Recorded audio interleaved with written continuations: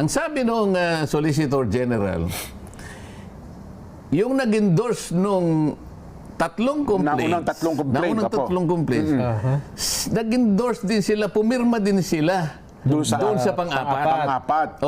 Ang tanong, so bago nyo tinransmit sa Senate noong February 5, 2025, itong 7 na nag-endorse nung unang complaint, na nag-endorse din nung pangalawa, ibig sabihin, 2 complaints ang in-endorse. Tama o hindi? Hindi, tama po. Technically, dalawa hindi talaga. violation talaga.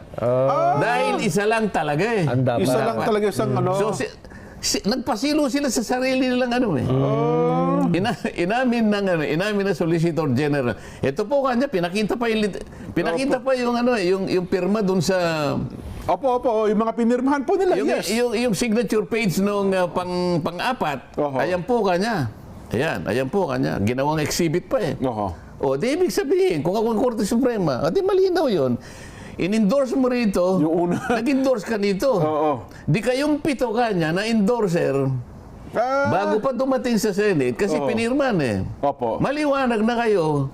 2 beses nag-endorse ng impeachment complaint. Paano kayo mag-endorse ng 2 within 1 year? Hindi pwede.